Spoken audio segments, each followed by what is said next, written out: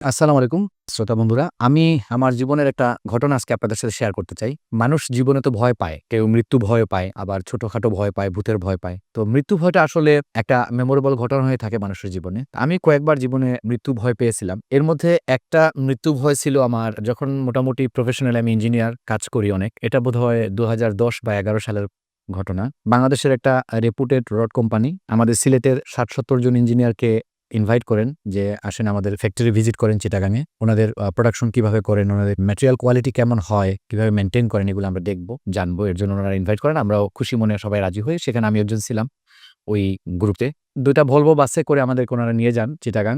প্রোগ্রামটা ৩ দিনের থাকে। ১ম দিন আমরা তো চিটাগাং স্টে করি। 2nd ডে আমাদেরকে সাইট সিইং করানো হয়।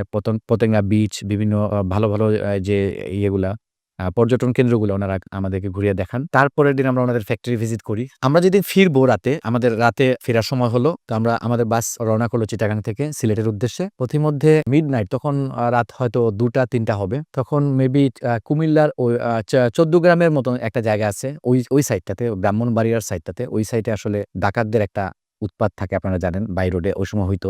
এখন আছে কিনা জানি না। আমাদের বাসটা ছিল পেছনে, সামনে ছিল আরেকটা বাস। মানে আমরা তো ২ টা বাসে করে সব ইঞ্জিনিয়াররা যাচ্ছি। তো ওই সময় আমাদের বাস ওই সামনের বাসটাকে ওভারটেক করে যায়। সরি, আমাদের বাসটা সামনে ছিল, পিছনের বাসটা আমাদেরকে ওভারটেক করে যায়। ওভারটেক করে তারা চলে যায়। আর আমরা গিয়ে আটকা পড়ে যাই। রাস্তার মধ্যে গাছ ফেলে আমাদেরকে আটকানো হয়। হঠাৎ করে দেখি ড্রাইভার বাসের চালক যিনি, উনি পিছনে চলে এসে বসে আছেন। আমরা ঘুম ছিল। হঠাৎ করে উঠে দেখি যে চারিদিকে নিস্তব্ধতা। বাসের লাইট বন্ধ, হেডলাইট বন্ধ, স্টার্টও বন্ধ। আর ড্রাইভার কই? ড্রাইভার পিছনে। বাইরে থেকে ইট-পাকেল ছোড়া হচ্ছে। বড়, বড় উঁচা রামদা দেখতেছি, সেই দা দিয়ে গ্লাস ভাঙা হচ্ছে। আমরা তো সবাই বুঝে ফেলছি যে ডাকাত পড়ছে। এখন তারা আস্তে, আস্তে প্রায় ১০-১৫ মিনিট ধরে এই ভাঙচুর চলে।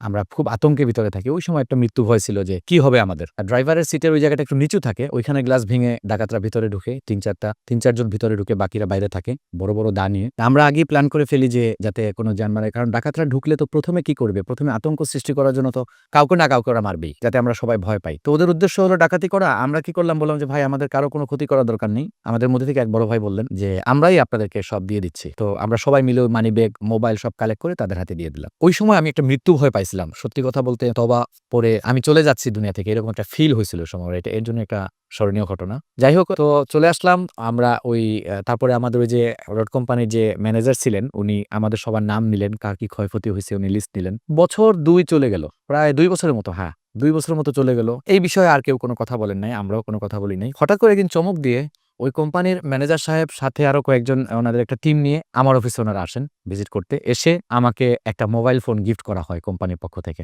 ওই যে আমাদের লস হয়েছিল, মানিব্যাগ, মোবাইল চলে গেছিল। উনারা মনে রাখছেন।